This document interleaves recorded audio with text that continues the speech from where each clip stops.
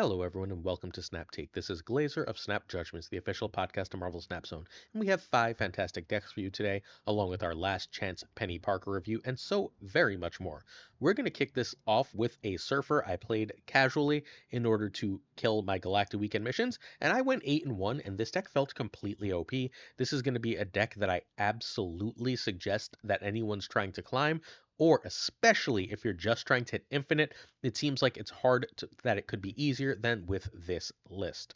So this deck only really needs Shaw. This is the single best Phastos deck I have literally ever played. I really have enjoyed Phastos in the list. I think the -1 cost on a 3-drop, particularly going into turn 5, is huge for the list. Galacta can be gwenpool. I think that's fairly significantly worse here. Galacta is huge on Brood and Shaw at the end of the game, especially since you have so many other ways to buff them.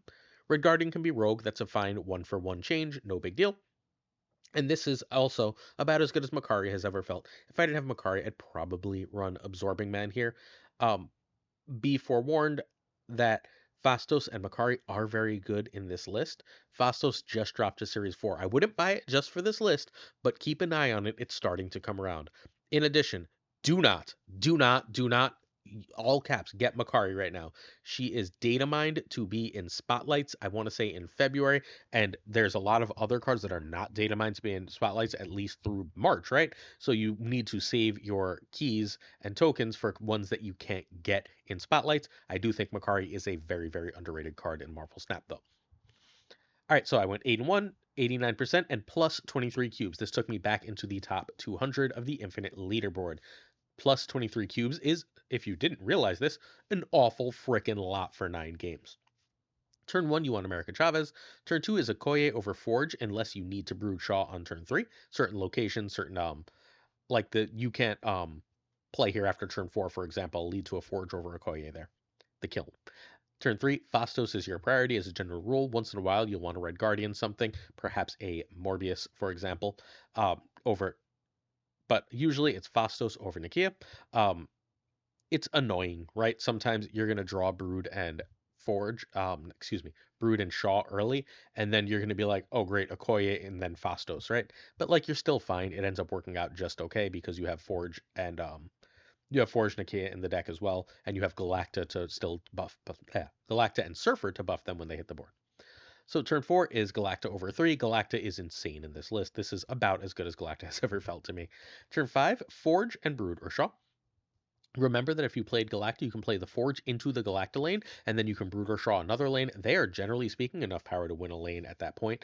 Now, it is worth noting that if your Brood or Shaw is big enough without the Forge, you can play the Brood or Shaw in a different lane. Then you can play Forge on Galacta and save that buff on Forge for turn 6. Turn 6 is nice and simple, Brood or Shaw plus Surfer, and then you win. After this is not the new number 1 deck. We already talked about the new number 1 deck last week. Excuse me, I didn't change the subtitle. After this is a top 5 ranked deck, top 7 ranked deck that I think is absolutely stellar. But this is a list that I cannot recommend enough. This feels insanely strong. Go play it. You're going to win cubes. You're going to win a lot of cubes, especially once you learn how to position accurately. Before we get to that last deck, please hit last deck. We've got 4 more decks. Before we get to that next deck, please hit that sub button as we try our hardest in order to be able to hit 16,000 subs by the end of this year. Next year, we're going to be going for 25,000, but we need your continued support to have any hope of doing so. So if you're willing to hit that sub button, it would mean the absolute world to us in terms of reaching our goals. And in return, we give away a ton of season passes as a way to show some extra love and support to the community. We are giving away a Galacta this week. We'll announce our Galacta from last week in tomorrow's video because I'm recording this live on Twitch, so I didn't have time to pull that winner. But we'll record last week's Galacta winner in tomorrow's video. So if you're looking for the Galacta from last week, you still have 1 more day to enter. You enter by being subscribed, liking, and then in each video, I ask you to leave a comment. That comment enters you to win the season pass card. So if you would like to win Galacta, make sure you sub, make sure you like, and then later this video, you're going to have a comment to make in order to enter to win. All right, Vaindeer, rank 7. Vaindeer is a member of one of our Snap Judgments Alliance and hit rank 7 in the world, and briefly number 1 on the Asia server with this list. This is the thumbnail list. It is very, very strong. I really, really like the idea of being able to try to cheat out whichever four with Zabu or Psylocke, because if you get out Storm, Galacta, or War Machine, you open up a million plays with this list. You have hope for the extra energy shenanigans. Like if you go Hope into War Machine into Infinite, and then you can play like um, extra cards the turn after that, right? Like then you go Legion and Ebony Maw. Like there's just a million different things you can do to gain power to win games with this list. You can go Storm into Galacta, into Captain Marvel, into other card. Like there's just a bajillion ways to gain a bunch of points with this list and pull out victories. I really, really, really think that this is a very underrated style of list right now, and one that more people should be playing and exploring. The meta is mostly not ready for it, so it steals cubes. Vandir peaked at rank 7 with this. This does need every high series card. It needs Galacta, War Machine, Hope, Zabu, and Legion. War Machine and Legion are part of the combo. Zabu and Hope are needed in order to get things out early. Hope also allows you to try and cheat extra cards out when you can, and Galacta is insanely good with Captain Marvel. She's how you win when you don't get War Machine, basically. So if you don't get War Machine, you're going to need Galacta as a general rule. Quick chat. Part of the reason I featured this, I had a long conversation with Vaindir. I do card replacements on every video for Series 3 players, for Series 4 players, for Series 5 players who don't have every card, right? Don't feel like you have to take my replacement recommendations. Don't feel like you have to keep these decks exactly the same. I show them to you as the deck builder created them because I think that's most authentic to their vision. But these videos are fairly popular. They shape a lot of the meta, especially if you're in like, I don't know, if you're in reasonably high infinite, like top 10,000 or so, these decks tend to show up a lot the day after the video. Change two cards. If you can find two cards that are just nice synergy but not required synergy, change a couple, which is fundamentally means, right? Like Angela's really nice here. Well, what if Angela's Scarlet Witch? Right? Like you can Iceman is great here. Are you running into a lot of ones? Run an Electro. Run a Shadow King. Like there's a million different options for little changes you can make like that that fundamentally change your cube equity with these lists. Don't hesitate to do that. Like try it as is, right? But once you see that this card is good, but is not like a requirement, is not core to the deck, feel free to mess with it as a way to potentially get extra cubes. That will also throw off other people who've watched the videos, right? If other people have watched the same videos, what they see is this list, and when you play a Kate Bishop, they think it can't be this list, and then all of a sudden you've got extra cube equity. So in order to play this list, turn 1, you want Zabu over Iceman. Turn 2, Psylocke, if you can War Machine, Storm, or Galacta. Sometimes Zabu has given you that, but that's fine. Turn 3 is generally a 4, better than Hope, which is more or less equal to Electro, not Electra. Electro if you have War Machine. Turn 4, you can Storm, War Machine together on 3, 4, do so. So like if you can play Storm on 3, War Machine on 4, do that. If you can play War Machine on 3, Storm on 4, do that. I don't care what order it happens in. If not, you can play War Machine or Galacta. War Machine tends to be better than Galacta, but you can play Galacta on 4 and War Machine on 5 just fine here. With the exception of if there's an Electro. I guess if you played Electro, you'd like to get War Machine out as soon as possible, but then you can follow that with like a Galacta and then a 10 power Ebony Maw. Turn 5, Infinite Legion or War Machine, and then turn 6, Infinite Maw or Legion Maw. And then you win. You'll note Captain Marvel doesn't appear on the turn by turn. She is just a really strong play after Galacta, particularly if you're looking to win a Storm lane toward the end and you've stacked up a bunch of power elsewhere. Cool. That's more or less how you play this list. This, again, peaked at rank 7. We're going to take one last look at this. Beautiful list. Really, really powerful. Different from most of the things in the meta. This is I really enjoy this style of list. This has been working really well lately. Again, I have a different, slightly different version of War Machine Storm Legion I've been playing that's been really successful. Give this some go. We're going to look at the number 5 ranked list right after this. But first, if you would like to win a season pass, answer the question in the comments. How was your weekend? What'd you do? You can answer that as it relates to what you did in Marvel Snap or how your day was. If you'd like to check out a stream, please check out twitch.tv/PulseGlazer. We don't have a schedule yet. I just go live whenever I can. But if you hit that follow button over on Twitch, I'd appreciate it. And I promise to give you some great content over there, including gameplay. All right, so Unity is rank 5. with this Goonish list. Unity is a player who's often near the top of the Infinite leaderboard on the Asia server, and played this Goon Knight-esque deck. It doesn't run the Darkhawk package. Instead, it just sort of plays more small ball, using like Nova and Killmonger as extra control, using Gladiator as extra power, using Hope to have more explosive final turns. And I mean, look, the deck is successful. It currently is outperforming on terms of the Infinite leaderboard the original Goon Knight. So this is it. This is why we're featuring it. You can find Unity at, not Twitch, excuse me, twitter.com/Unity0919. This deck needs Fenris, Gladiator, and Hope, which is relatively cheap. Fenris lists, I think what I like best about them is they're not the most expensive lists in Marvel Snap. They are generally lists that you can get into on the cheap. Proxima can be Swarm. Proxima is the most needed of the replaceable cards here. Cassandra Nova can be Copycat, Juggernaut, Sage, whatever. This is a really good spot to put whatever 3 you want. If you are still seeing a lot of Arishem, Cassandra is obviously very important, but Arishem is in and out of the meta. I think I have a really great Arishem list for you tomorrow, by the way. Make sure you're subbed so you don't miss that. Red Guardian can be Rogue. Red Guardian's replacement is basically always Rogue. Red Guardian is better early. Rogue is more likely to just straight up win a game late. It's fine. Turn 1, Nova. Turn 2, Fenris. And if you don't see Nova or Fenris, you pass turn 1 and 2. Turn 3, you would really like to get out Hope. That's over Gladiator. Moon Knight, if you have the only 2 in hand, Proxima is really, really good at this point. And then you can drop Cassandra as well if you just want that 6 power, obviously pending locations and other things. If there's a location like the one that puts 3 1/4s in your deck, or the one that puts rocks in your deck, or whatever, you can hold Cassandra longer so your opponent doesn't know you have it and play that card later and get extra cube equity out of that. Turn 4, you want a 3 on Hope, one of the turn 3 plays on Hope. Turn 5, you need to get a discard out. So Black Bolt is fine here, as is Moon Knight, and generally speaking, you'd like to play that with Fenris if possible. This is your last Fenris turn. Fenris is, generally speaking, obviously depending on what Gladiator hit or what you could hit with Gambit, generally speaking, more important than getting a cheap Stature. Turn 6, you want Gambit, Stature, and Killmonger, or Red Guardian. Hope's energy lets you do all 3 of those things. Also, on turn 6, generally speaking, that's when you would like to trigger Fenris. There's occasional early Fenris triggers, but most of the time, what you're looking for is the ability to do that at the end of the game. After this, we're going to go into Penny's thoughts and then onto a Penny deck.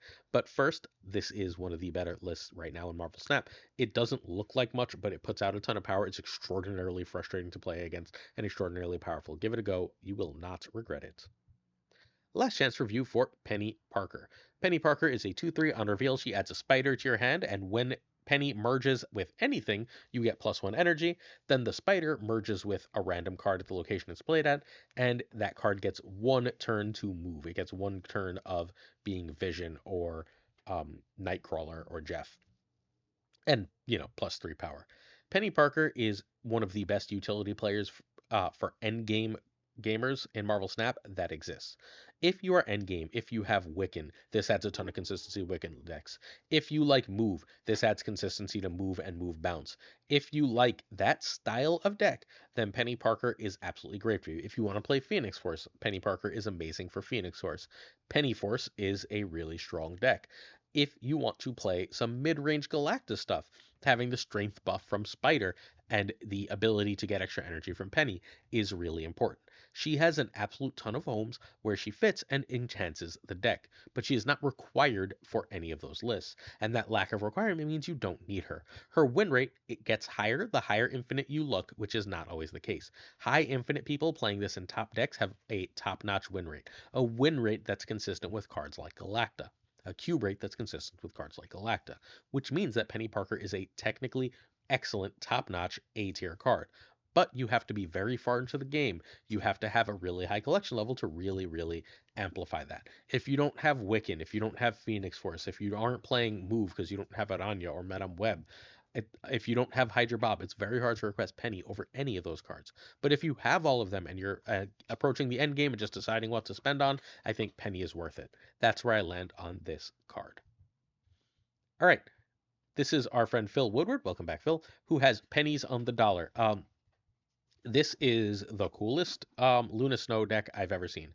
If you're looking for more Penny decks, we featured, I think, 3 or 4 on Friday's video, and we featured a billion all last week. I think we've covered most of the best Penny decks in Marvel Snap at this point, but this is a really cool Penny Wiccan list from our friend Phil Woodward. That's also a Luna list. This is as good as Luna has ever been because you're running 3 6s, which means Luna's letting you get 2 6s out, and Wiccan's letting you do obviously even more busted things than that. You can find Phil at twitter.com/PhilJWoodward. Awesome person. Go follow, show some love as long as you're on Twitter. Twitter is terrible. If you don't have it, don't download it for this. This deck needs Wiccan, Luna, and Goliath. Those are the required cards, and I know a lot of people don't have Luna.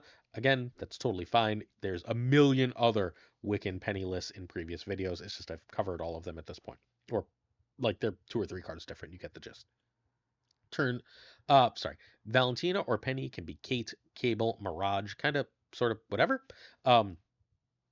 It's like those are extra cards that help you. Penny's extra energy is important though, so if you don't have her, Psylocke is also a really, really good ad because if you go with Agony into Penny, you can now ramp straight into your Wiccan, which is one of the key plays, or you can just play Psylocke.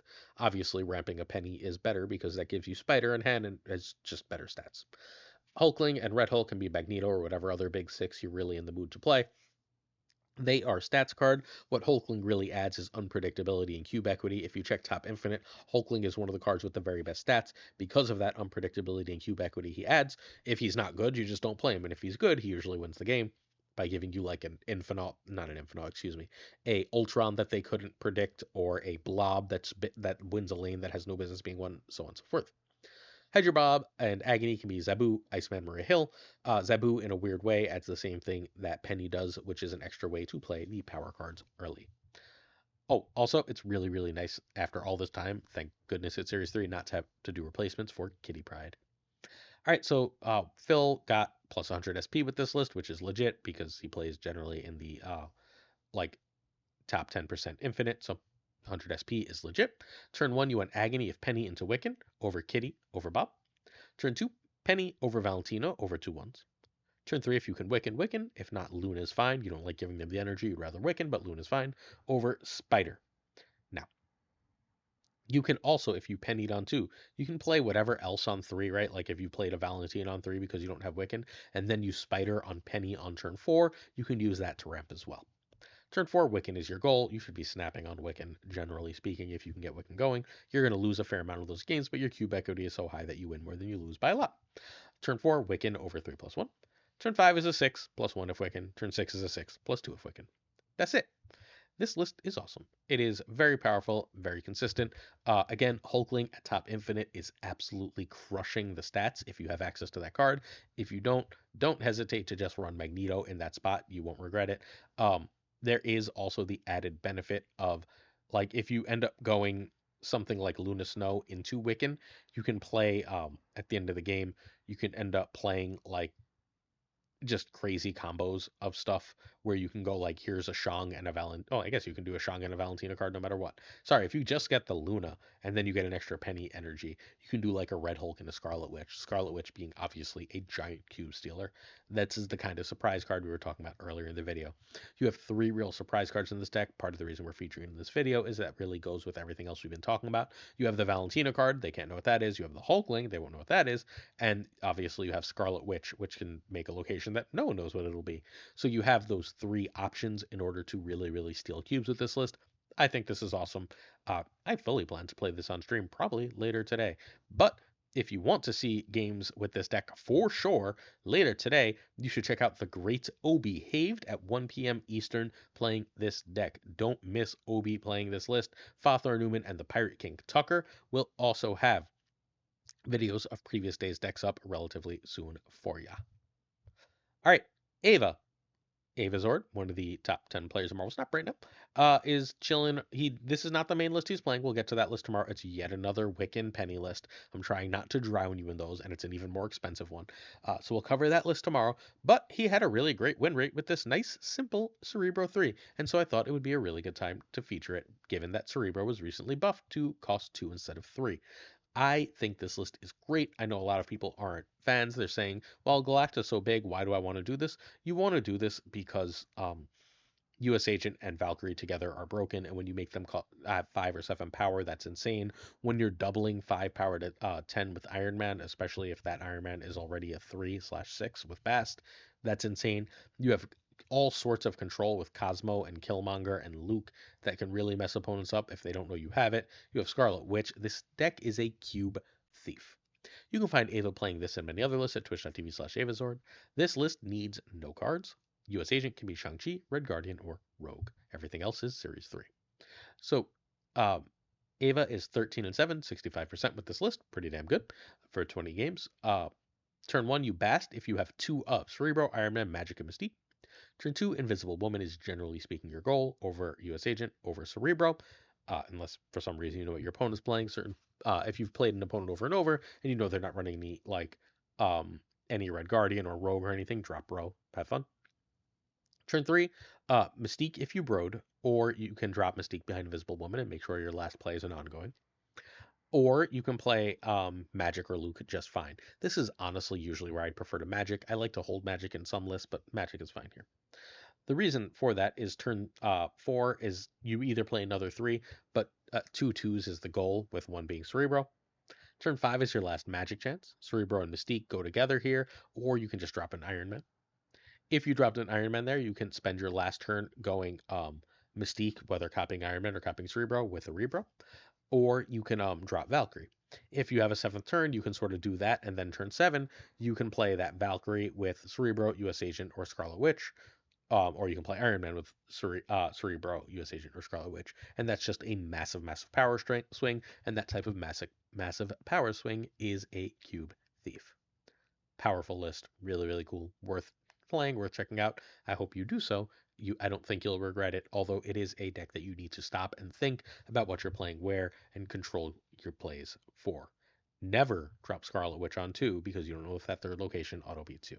Yeah? All right, questions of the day. Our first one is from Ren Wrench, who asks, if every match location were all ruins, how would that affect the game?